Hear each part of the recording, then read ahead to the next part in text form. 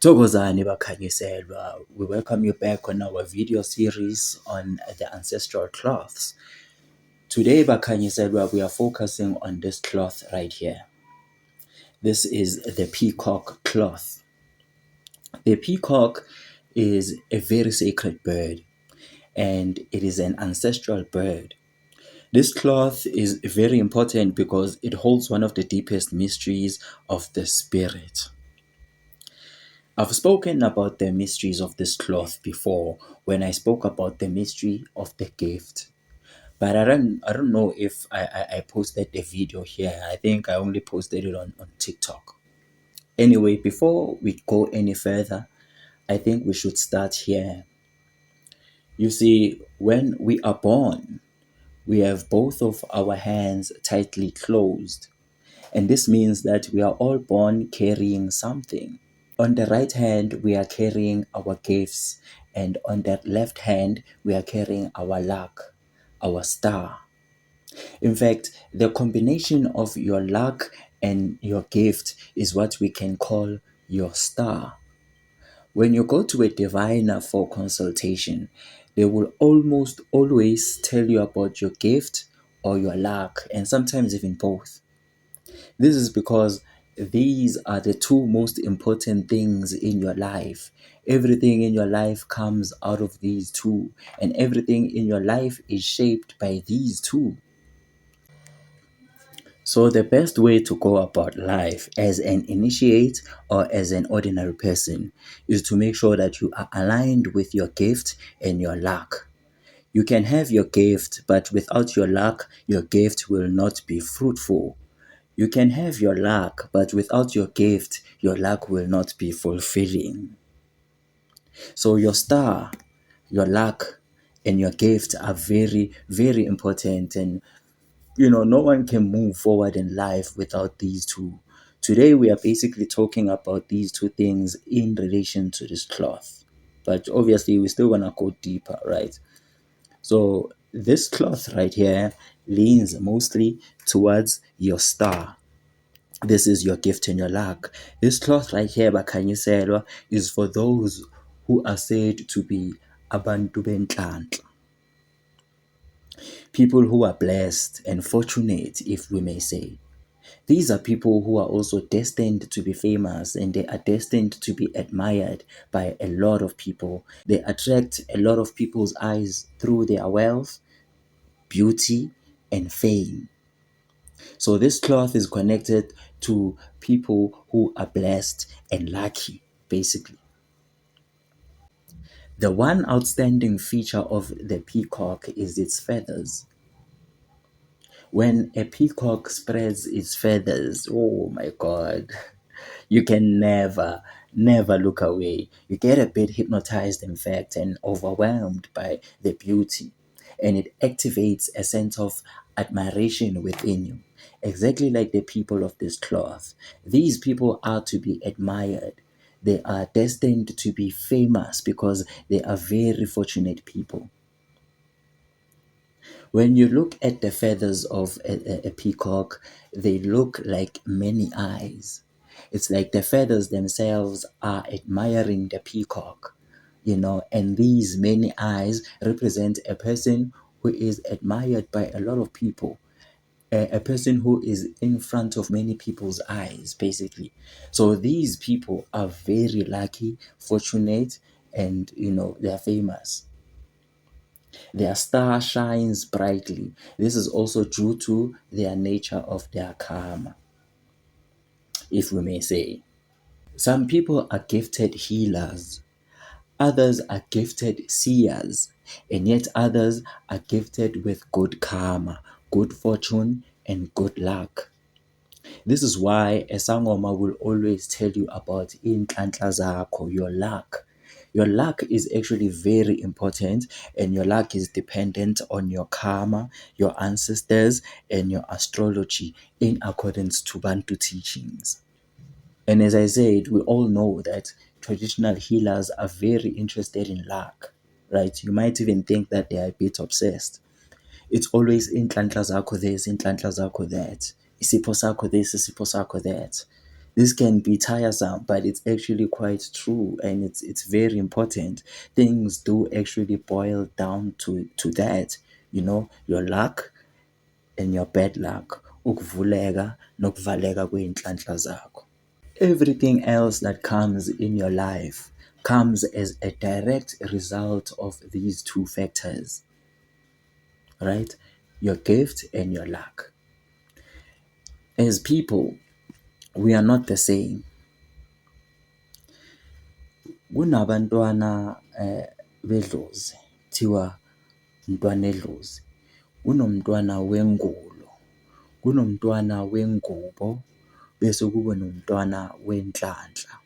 Basically, they are what we call the children of the ancestors, the children of the sacred sickness, the children of the sacred cloth, and the children of the sacred blessing. All these children are blessed. Bonke ngabantwana benhlanhla.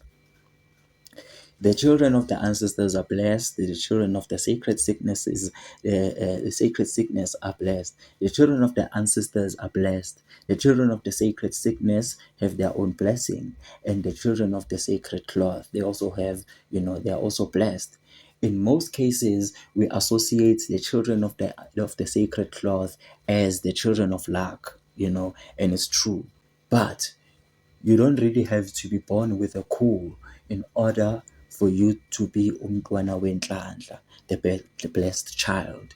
In fact, even a sangoma, the custodian, the shapeshifter, the high priest, etc., must also make sure that they are not only aligned with their gift, but they must also be aligned with their luck. When an initiate is undergoing training as a traditional sangoma, the Kobela must always make sure that he aligns the initiate not only with his gift, but also with his luck. This is actually a big part of his initiation. The teacher has to make sure that the initiates are in alignment with their luck. In the old times and even now, sangomas were dependent on luck and fame. Because when you are lucky, you will always be in the right place at the right time, meeting with the right people. When you are famous, people will know about you and they will always seek for your help. All of this will give you fame and wealth, and as a result, it will attract many mates to you, just like the peacock. The people of this cloth are people that carry the blessing. They have a lot of luck and they are very fortunate. This cloth has its own royalty too. Some people actually become royal not because of blood, but because they are wealthy and famous. Others are famous because they are wealthy. Fame and wealth and royalty are actually connected. Royal people are famous and wealthy. Wealthy people are treated like royals and they are also usually famous. Famous people are usually wealthy. And those that are not wealthy, they like to portray themselves as wealthy and they like to be treated like royals. For example, modern day celebrities, those people are treated like royals. So you see how fame, wealth, and royalty are connected. On top of this, we must add beauty, right? People who are famous, wealthy, and royal are often seen as beautiful, or they give off the illusion of beauty, just like the peacock. It's very, very beautiful and it's famous for its beauty. In other tribes, the peacock feathers were used in royal houses as decorations. That's how royal the peacock is. In terms of beauty, the mermaids are the ones that are usually associated with beauty, and the mermaids belong to the fish cloth. But just like the peacock, the mermaids are also associated with wealth. Where there is beauty and wealth, there will obviously be fame. On the other hand, beauty, wealth, and fame attracts people. And when people are attracted, there will be mating. Just like the peacock uses its feathers to attract a mate. And it's the male peacock that does this to attract a female peacock. So what we see on this cloth is a male peacock. The beauty of a peacock is quite hypnotic. This is exactly like the beauty of a woman. Men are easily hypnotized by the beauty of a woman, and women are easily entranced and hypnotized by the wealth of a man. It's exactly like how a peacock uses its beauty to hypnotize and to attract its mate. A woman makes herself beautiful to attract a wealthy man. A man makes himself wealthy to attract the most beautiful woman. So this cloth Bakanyisela, as you can see, is quite different from the others. It deals with your gift and your luck, and at the same time, it deals with wealth, fortune, fame, royalty, and beauty. This is because your gift and your luck are directly connected to wealth, fortune, and fame, and royalty and beauty. When you follow your luck and you follow your gift, you will be led to your wealth, fortune, royalty, and beauty. So it's really important to be aligned with yourself. Now, this goes deep because, on the other hand, this cloth does have its own initiation. It is a very difficult path for these people indeed, because there is a high initiation connected with this cloth. This is the universal initiation of overcoming materialism. As these people are like the shapeshifters, one of their symptoms is materialism. As these people are just like the shapeshifters, one of their symptoms is materialism. They can easily hypnotize people with their beauty or wealth, and at the same time, they are easily hypnotized by beauty, wealth, and fame. That is why they are closely connected to the shapeshifters. Shapeshifters can also make themselves look beautiful and attractive, mind you, just like a woman who applies makeup to make herself look beautiful and attractive to men. As much as she is peacocking, she is also shape-shifting. Some women even change their bodies so that they can stand out and be, attractive to men. They are shape-shifting for the sake of peacocking when they do this. So the only difference between the shapeshifter and these initiates is that they shapeshift solely for the purpose of beauty, and the shapeshifter changes form for the sake of disguise, trickery. But trickery also does fall under this cloth, of course, because beauty does have a lot of trickery. But both of these initiates are quite materialistic and obsessed. People who are beautiful are quite obsessed with beauty. They are obsessed with their own beauty, and they are obsessed with beautiful things. This is what makes them materialistic, because they focus much of their energy towards the material. These are now the effects of being beautiful, lucky, admired, famous, and wealthy. The people of this cloth are also materialistic. They are obsessive, possessive. They have a lot of vanity. They are arrogant, greedy, and power hungry. These are like their symptoms. Although they can actually make great leaders because they are easily admired everywhere they go. Right? Abantwana benhlanhla. So now this is what makes their initiation doubly hard, since they are naturally materialistic. Their initiation is one that challenges them to overcome the physical illusions of this world. Their initiation requires them to overcome their natural materialistic nature and even use their materialistic nature to boost themselves into enlightenment. It is very difficult for a beautiful woman to let go of her beauty and humble herself before the Spirit. It is also very hard for a wealthy man to let go of his wealth and and stature and humble himself in the presence of the Spirit. Not that it's impossible or that it has never been done before, but it is very hard, you know. In most cases, it takes a major fallout for such people to be humble. They rarely let go of their illusions on their own. They usually have to be forced into initiation. The path of a wealthy person, a famous person, and a beautiful person is indeed a difficult path. Such people rarely have time for spiritual growth, right? Their fates are usually sealed from the word go. But when such a person manages to overcome all the illusions, they become a very powerful initiate indeed.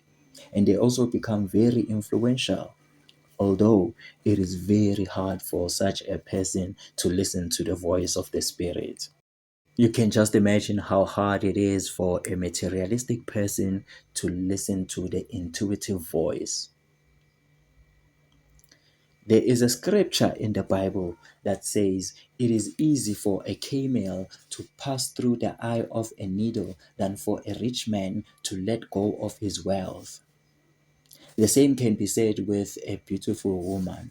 It is easy for a camel to pass through the eye of a needle than for a beautiful woman to let go of her beauty. So, due to the nature of their personalities, they can take a long time to awaken. They are arrogant, greedy, and power hungry. Although we cannot blame them because these are the effects that come with being beautiful and being wealthy and being famous and being lucky. Such people always feel entitled to special treatment wherever they go. They expect people to worship their beauty, worship their wealth, worship their fame.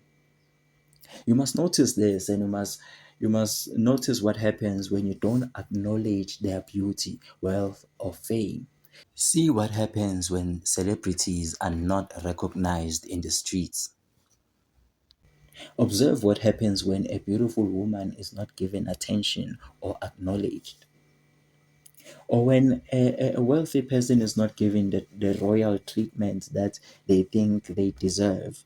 Even royal people get very restless when their titles are not acknowledged and respected. That is why I say, such people may find it hard to reach out for enlightenment, but when they do, they become something else. This is because materialism can actually lead us to enlightenment, in the same way that an empty rock can turn into a crystal over time. These initiates can be so materialistic to such a point where their materialism may ultimately lead them to enlightenment. Imagine, this is the process of transmutation, the process of spiritualizing matter by turning a stone into a crystal and lead into gold. This is the very same process of turning a materialistic person into a spiritual person. In fact, this is exactly why we are here as human beings. We are all here to spiritualize matter. There's also a prophecy connected to all of this, a prophecy that says that the world will let go of spirituality and many people will focus more on physicality and materialism. It is said that the world will go so deep into materialism that they will ultimately become bored, and then they will realize the emptiness of being materialistic. This is when people will begin to rethink their whole reality. They will begin to rechannel their focus towards spirituality.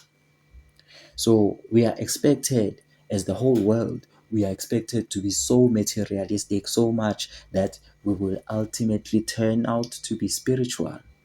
like a lowly stone that turns out to be a crystal.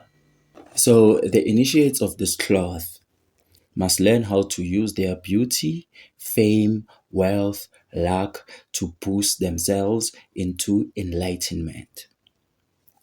When you look at what I've already spoken about thus far, you will realize that many of these concepts are centered around the idea of the ego. I mean, beauty, fame, luck, wealth are things that usually boost the ego.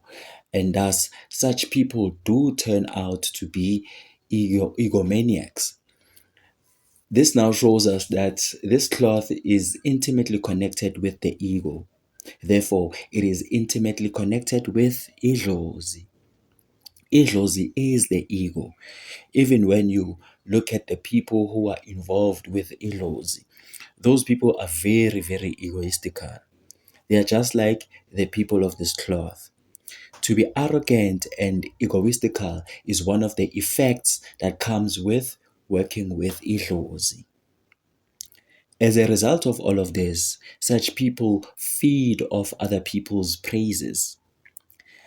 Like people who are beautiful, they feed off other people's praises. Wealthy people also like to feed off other people's admiration and praises. The same goes with people who are famous and people who are royal. They feed off the energy of the praises that they get from others. This is exactly like idlozi. Idlozi feeds off imibongo, something quite closely related to praising and thanksgiving. You don't know how ancestors feel when you call them by clan names or when you recite their clan names. They get very excited. And like I said once, you can actually awaken the spirit simply through the recital of clan names. Our clan names are activation codes. One of the many wisdom sayings among traditional healers is that idlozi lifana nengane. An ancestral spirit is like a child. We approach them like we are approaching a famous, spoiled little child with a lot of patience, a lot of praises, and a lot of treats. Another aspect of this cloth is the aspect of power. In fact, fame, wealth, beauty, luck, royalty are all aspects of power. Fame is power, wealth is power, beauty is power, luck is power, royalty is power. The gift is power. Your star, your luck is your power. You must notice that people who are famous, like celebrities, they love power so much and they love power over others. Beautiful people love power over others. A beautiful woman loves the power she has over man. A wealthy man loves the power he has over women.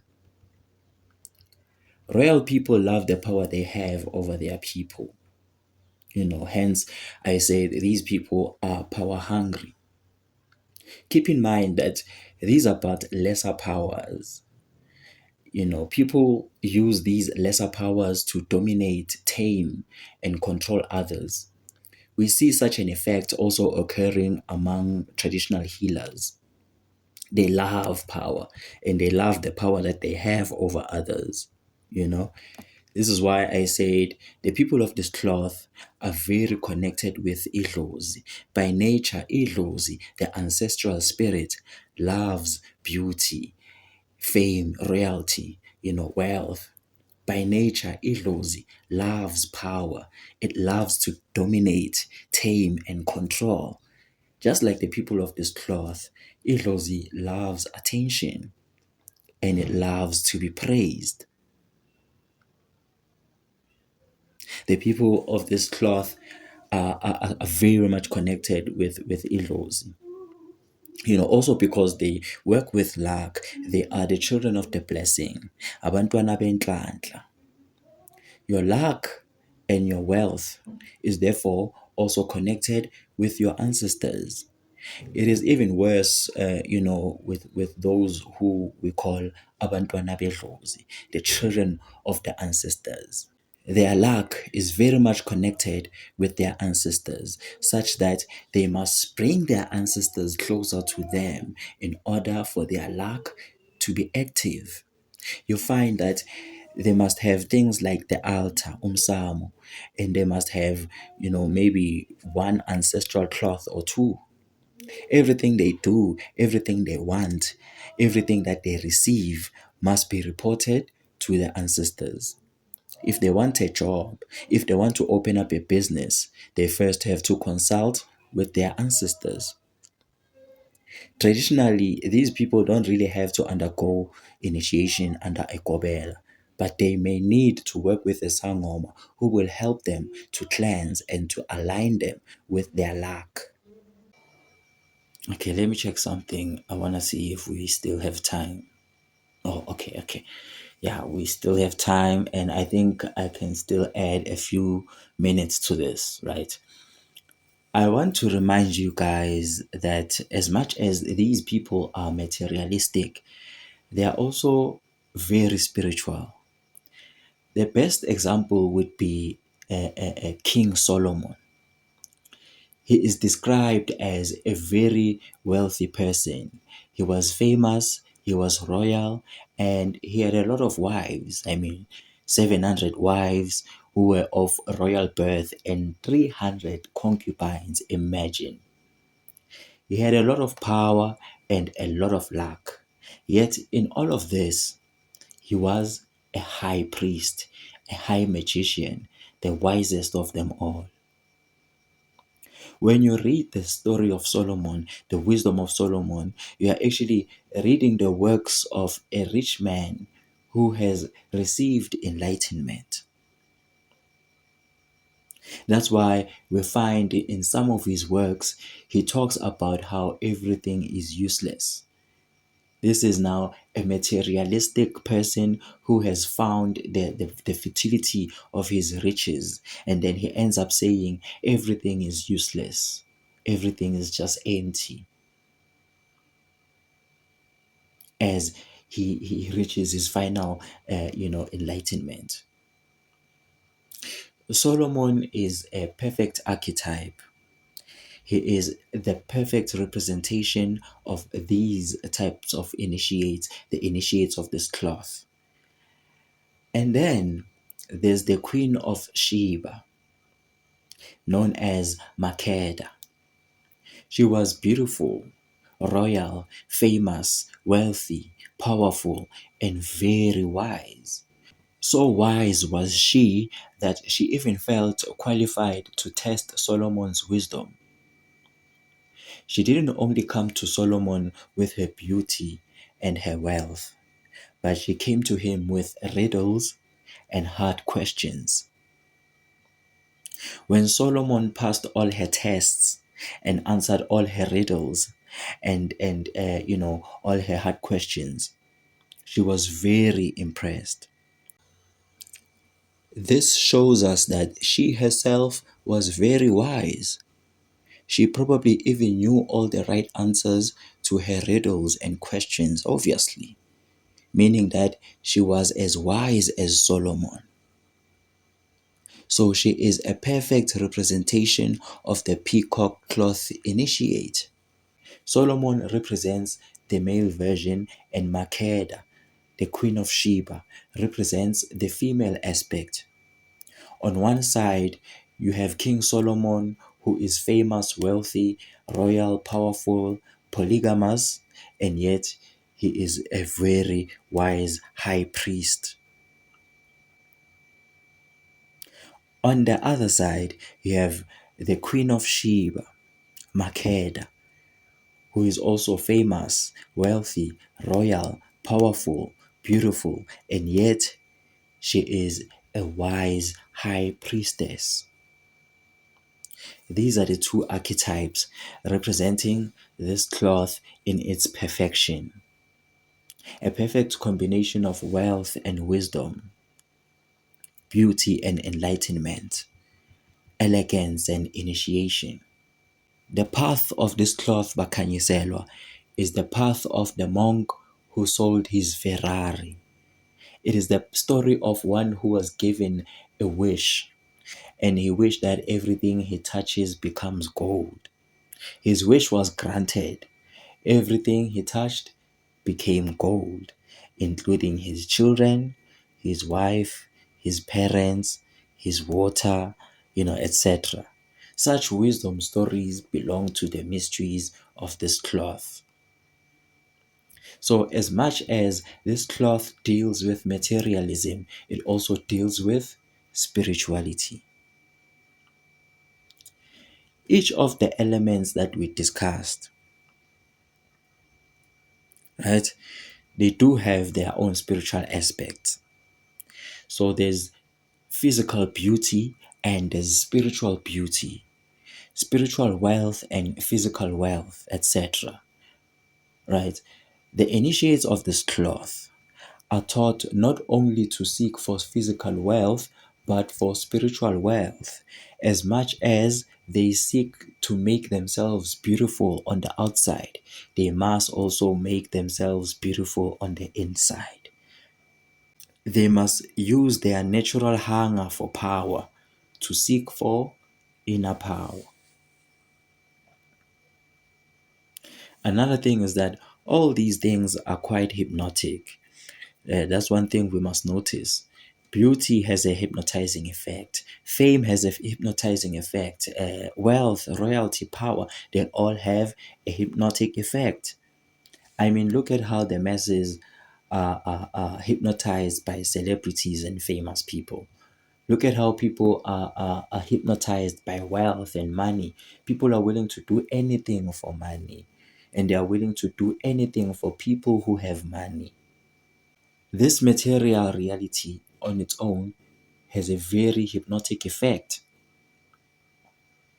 right?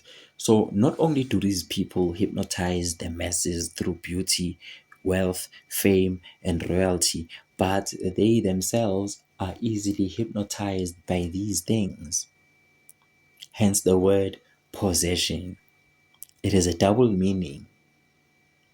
On one hand, it means you are wealthy, as in you have a lot of possessions. On the other hand, it means you are demonically controlled, as in demonic possession, right? Meaning you are controlled by the forces of materialism in the case of demonic possession. So be careful of your possessions, because whatever you possess may end up possessing you. These are one of the wisdom sayings of this cloth now. Since there is a lot of hypnotism going on here, it is quite obvious that these initiates are gifted with hypnosis. Just like the peacock hypnotizes anyone looking at it, a hypnotist can bend people to his liking. I want to say there's water bending, earth bending, air bending, etc. And then there's also people bending. If you've seen the cartoons about The Last Airbender, the Avatar Aang, there's an episode there about people bending. They call it blood bending, which falls under water bending. The idea is that you can bend the water within a person's blood and actually control that person through the water in their blood. Although hypnosis is, something entirely different, a hypnotist can either put someone deeper into sleep, or they can hypnotize someone into wakefulness and enlightenment. And I know that in talking about hypnosis, I have opened up a new topic, one that needs a whole lot of time and a lot of background information about the nature of personality, idlozi, and the nature of consciousness. All of that will be covered in part 2 of this video. Bakhanyiselwa, this cloth is a very sacred cloth. It has its own gifts, it has its own mysteries, it has its own burdens, it has its own initiation, and it has its own ascension. Bakhanyiselwa, for today, we've come to the end of our video.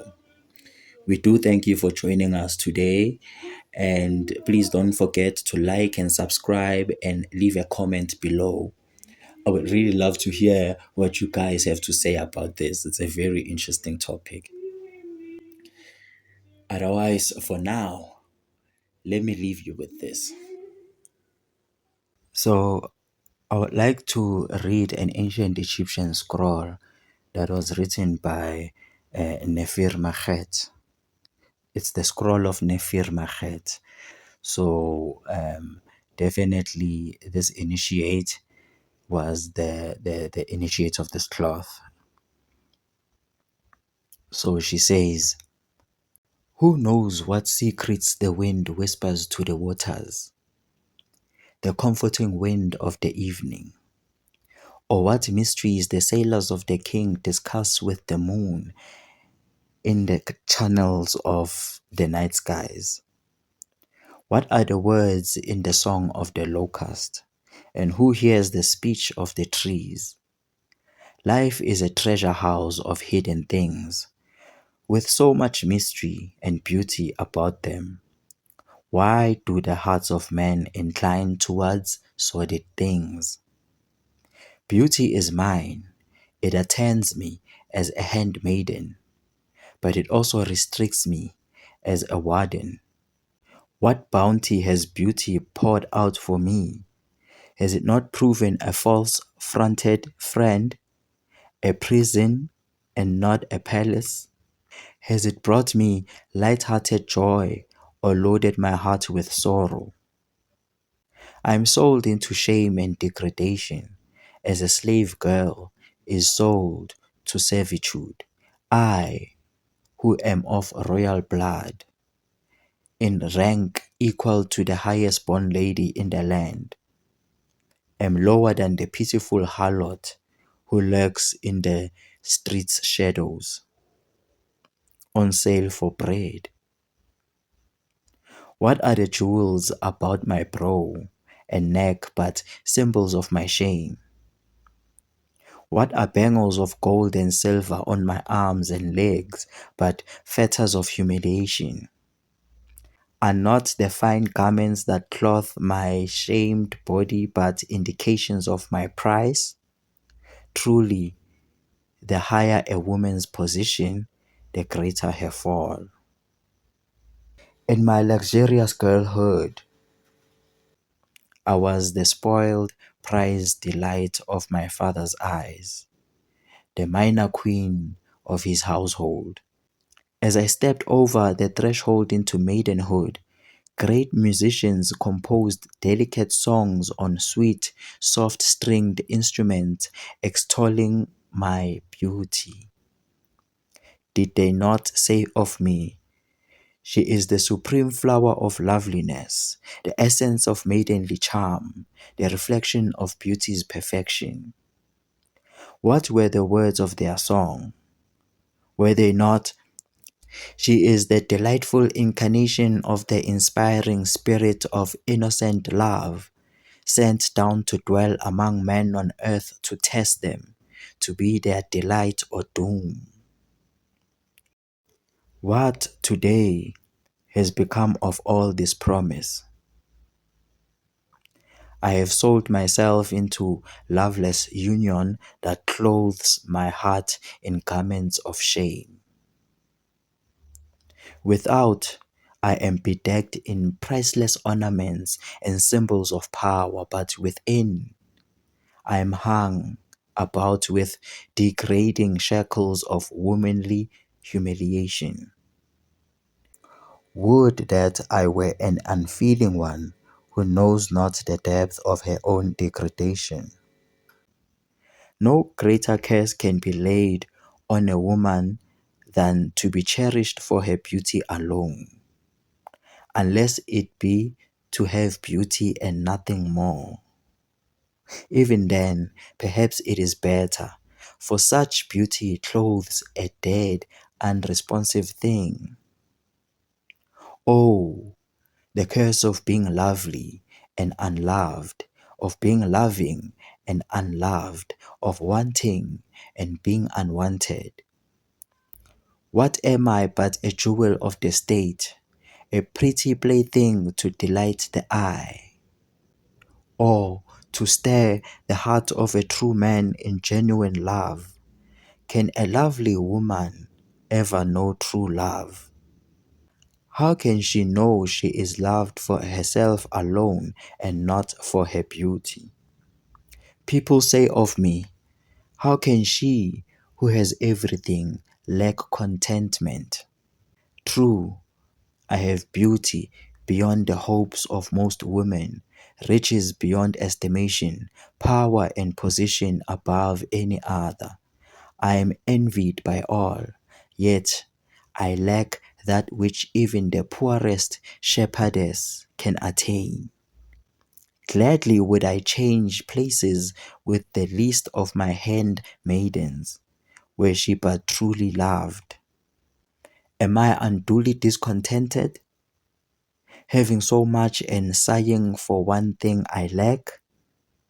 Judge me not, unless you can read my heart and know the anguish of an overladen storehouse of unwanted affection. Say not that with beauty such as mine I could claim the heart of any man. Could I claim it with honor? Could I take it in honesty? What think you I need? A man or love? A dead and empty embrace will not suffice. I am not a sheepdog on heat. Should I degrade the glory of love to snatch a fleeting pleasure, I would be unworthy of the very thing for which my heart yearns. O miserable one, who, having so much, lacks everything she desires. Sad is the lot of one who, while yet young, must look beyond the grave for her goal. I labor under the burden of beauty. Oft have I heard the unspoken question asked, can one so beautiful ever love truly? Or would her love be fickle as the whims of a butterfly? In my heart are tears as I cry to myself, can a lovely woman ever know true love? She may, but can she ever be assured of it? Messenita lacked both beauty and wit, yet she never doubted she was truly loved, nor did she ever have cause to doubt. O fortunate woman! Why are beautiful women thought fickle and wayward, honey-baited traps to lure men into sorrow? Why do other women seek to see them in the role of temptress? What was it Kilabi said of Meritari? That she was a temptress, flaunting her beauty and challenging all men to come and take that which every woman guards so invincibly. How wrong! A truly lovely woman neither flaunts her beauty before men nor uses it to tempt them, for thereby it is sadly lessened. Beauty, like riches and power, carries a heavy burden of responsibility. And woe to one who lacks the strength to bear it. But unlike riches and power, little preparation and tuition are ever given for its use and purpose. Therefore, why blame the possessor when it is used thoughtlessly? Do men who love truly ever seek the love of a beautiful woman? Experience cries against it. Yet surely the due of a true man and a true love should be the constant love of a beautiful one. Would that a man could love me for myself alone and not for the lovely covering that hides me. To such a man, I would give a love undying, a love everlasting, for it would not be established in the flesh that fades and perishes. He would have worn the sole type of true love, that which binds spirit to spirit. That which binds flesh to flesh is not love, nor yet even its imitation.